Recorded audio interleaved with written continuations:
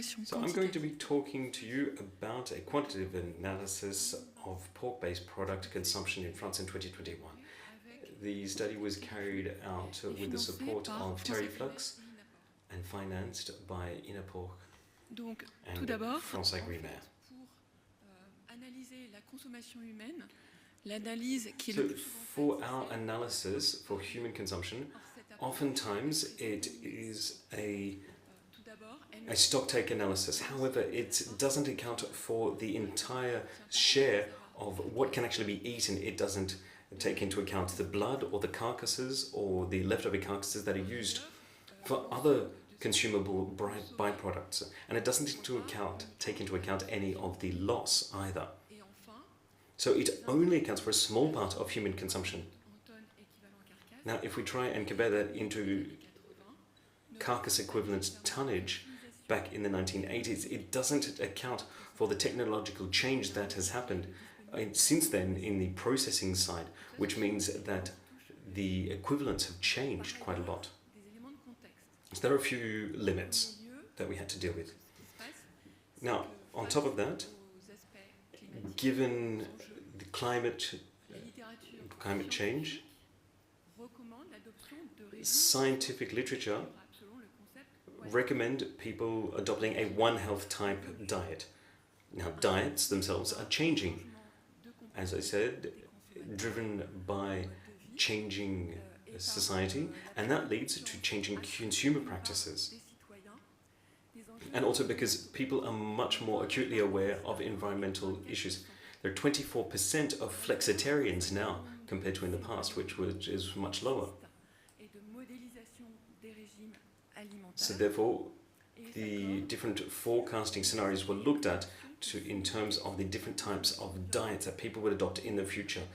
And according to the different scenarios that we looked at, there was a drastic need to decrease meat eating.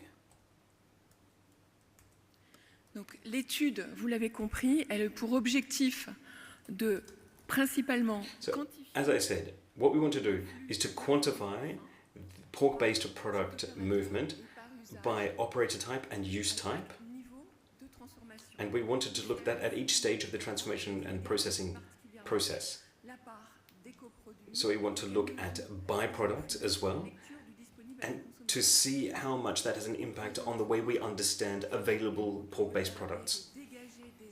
We also want to utilize this data to be able to determine key data about food sovereignty, and they also want to identify areas to improve pork-based production. So this is built upon work that was carried out by Jean-Yves Corton back in 2015 on material flow analysis. And it's built upon the principle of what goes in comes out. So first we look at all flows to determine the overall level of material and matter. Then we characterize and order all of the data to make sure that we are comparing what is comparable. So we are looking at, for example, rendered fat as opposed to solid fat. Then we identify the different flows, we put them in the database, we analyze the makeup of the transformed products.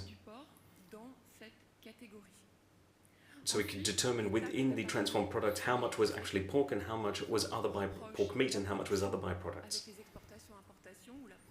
And then we also want to compare import, export and actual consumption. Then we apply the basic rule of what goes in, what comes out to determine the true level of materials present, and that way we can determine whether the figures that we've been given in the past are still true or whether they're incomplete and lacking. And then we're able to fill in any gaps. And once we've done all of that, we reconcile all the data. That data is then turned into a Sankey diagram for better understanding. So this is the first stage. So this is from slaughter and cut, right through to the final sale. So here, just to give you a few figures, this is what a Sankey diagram looks like. What was important here is that we wanted to look at the base figure which was a key initial input. 2 2.862 billion tons. So that's of live pork entering the slaughterhouse. Then we can break it down into two subgroups. The first subgroup is anything that can then be eaten, that is fit for human consumption. And we're roughly at 2,200,000 odd. Now,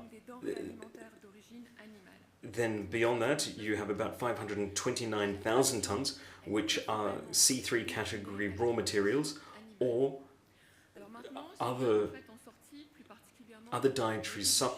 dietary processes.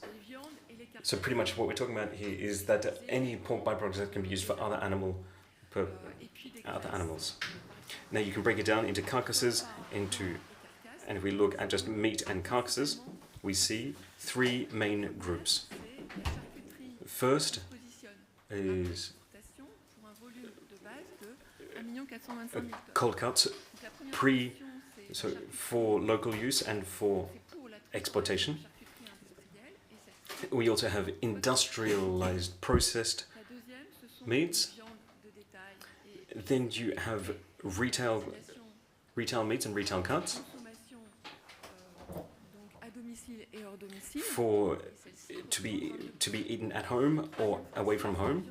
And then after that you have supermarket butchers and the meat that they process. Absorbé par les productions fermières et artisanales. And any leftover is then taken on by small-scale farms and small-scale meat processing facilities. What's interesting is that these processing facilities, they actually import some meat for their cold cut work and their cured meats. So if we look at just the meat and carcasses, anything that comes from France is 80% of cured meats in France. The rest is imported. Now for imported meat, it's boned meat. So it's 4D shoulders and the like. So a large portion of cooked hams comes from France.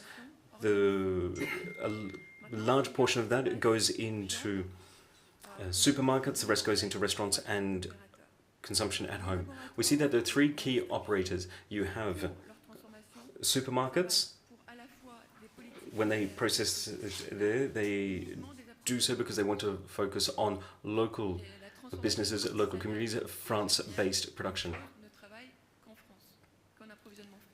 Again, for the small-scale farms and small-scale butchers, they also buy French only. Now, for restaurants and people buying from home, it depends on where they get it from, be it finished products or other.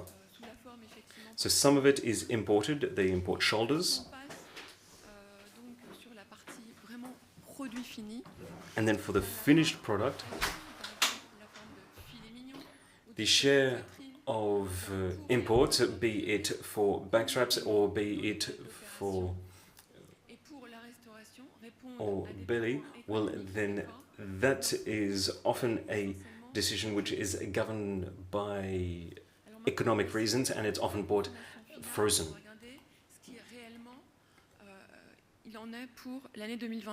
So here we have 2021. There was 1.56 million tons of meat and cured meats available in France. Now, if we compare that to the initial figure that I gave you of 2.8 million, here we're talking about 55% of live weight. So now, when we compare that to individual consumption, that's 23 kilograms per person per year in France for 2021.